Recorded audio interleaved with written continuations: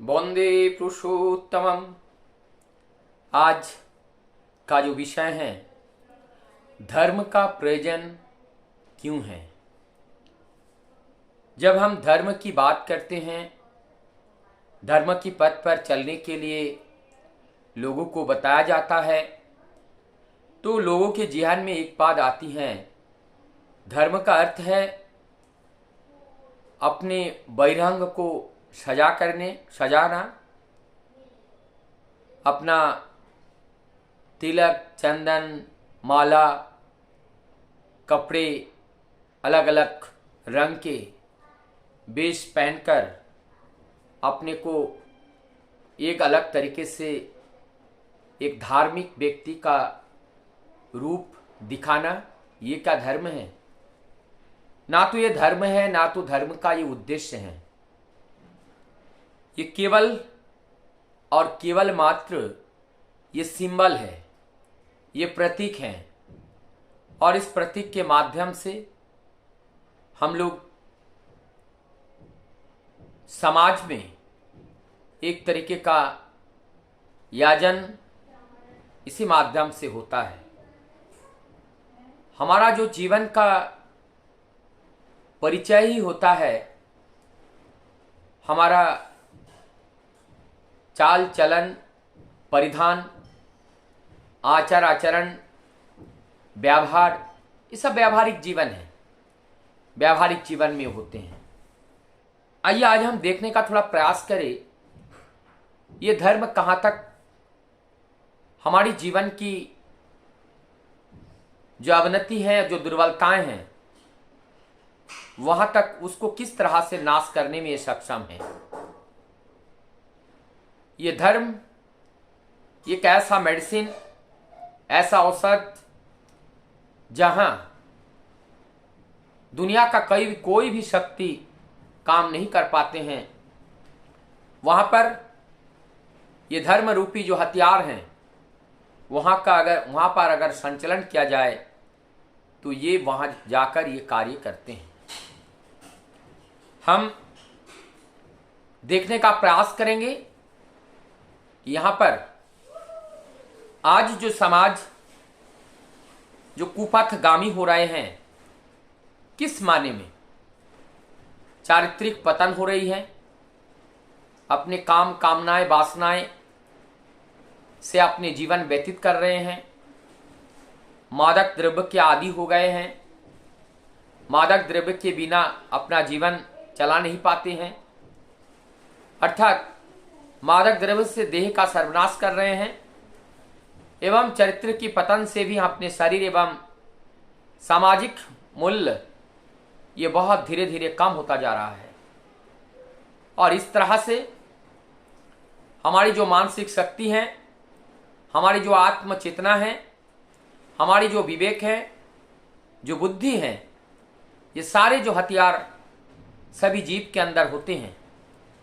जब इस हथियारों का प्रयोग नहीं होता है तो ठीक है, जंग पड़ने लगते हैं, और हम जिसका प्रयोग करते हैं उसमें जंग छूटने लगते हैं।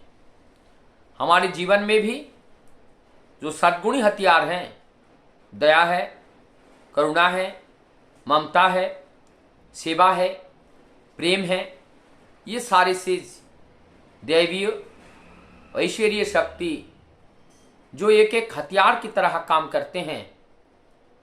और ये जब समाज के लोगों के ऊपर इस तरह का अमृत वर्षण जब होती हैं, उनके जीवन के हर पहलू में, तो जीवन में बहुत लाभवान होते हैं और उसका परिणाम भी उनके सामने आने लगता है। और परिणाम को उपभोग करके जीवन में एक नया आनंद प्राप्त करते हैं। और वो कंपेयर करते हैं, जब मैं पहले अपने जीवन व्यतीत करता था, विभिन्न प्रकार के मादक द्रव्य, विभिन्न प्रकार के अन्याय, अत्याचार, बेविचार एवं अनैतिक कार्य करके अपने जीवन बिताता था। और आज जब मैं ये धर्म रूपी हथियार का धारण किया हूं, अनुसरण किया हूं, अर्थात सत्य पथ पे चलने का जो व्रत लिया हूं, तब से हमारे जीवन में अनेकों परिवर्तन दिखाई देने लगे। दूसरे के प्रति प्रेम हमारे अंदर जागृत होने लगे, दूसरे का दुख देख करके भी हमारे दुख होने लगे। इस जीवन में हर व्यक्ति के जीवन में सुख शांति समृद्धि कैसे वो प्राप्त कर पाएं, यही हम सबका प्रयास रहता है। अगर हम उनके इस कार्य को पूर्ण करने में हम अगर असमर्थ होते हैं तो हमारी मानव जीवन का जो अर्थ है वो अनर्थ हो जाता है। इसलिए मानव जीवन का यही अर्थ है, मानवता का सृजन करके मानवता का प्रसारण करना, मानवता की कार्य करके समाज के लोगों को लाभान्वित करना, और इस मानवता का जो दीपक है वो घर घर तक जलाना। मानवता के जो गुण हैं उस गुण को केवल पढ़ना नहीं, गुण को केवल सुनना नहीं, साधना के माध्यम से उस गुण को हमारे हृदय में जागृत करना होगा, हमारे व्यवहार में जीवंत करना होगा, हमारी दृष्टि में, हमारे नशा में, हमारे कर्ण में, हमारी स्वाद में, हर जगह उनका अधिष्ठान करना पड़ेगा। तब जाकर के एक नया दुनिया, एक नया समाज का सृजन होगा।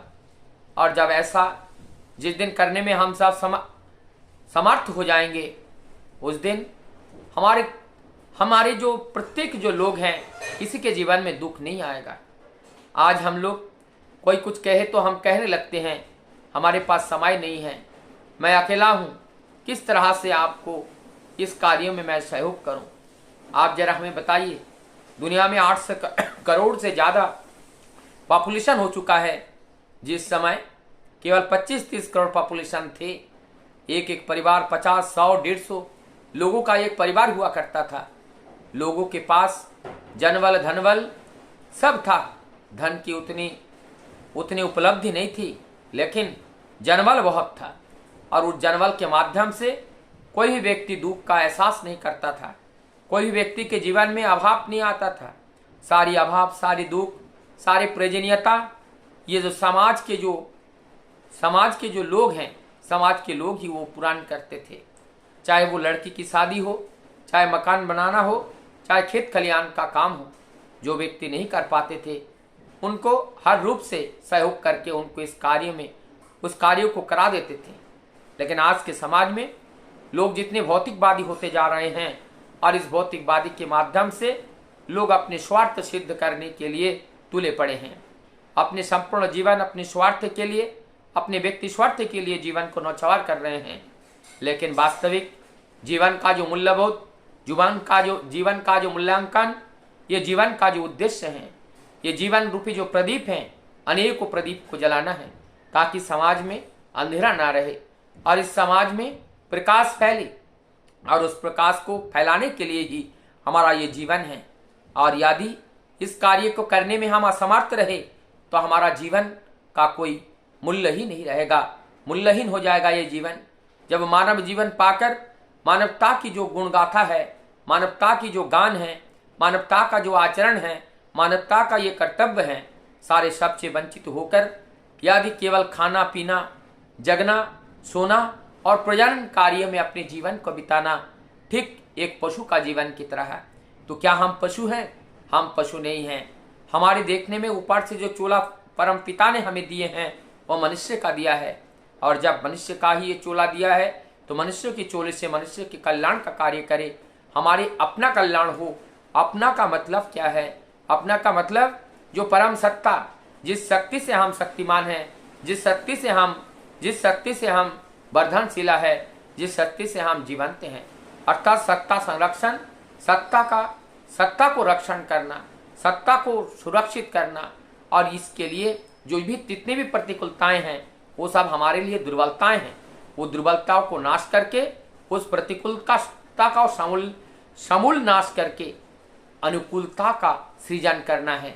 समाज में सबको एक सहज पथ का सृजन करके देना है, ताकि समाज के जो लोग हैं, समाज के जो पीड़ित लोग हैं, उन लोगों के जीवन में भी आनंद, सुख, समृद्धि से भर जाएं, जीवन सुंदर हो उठे।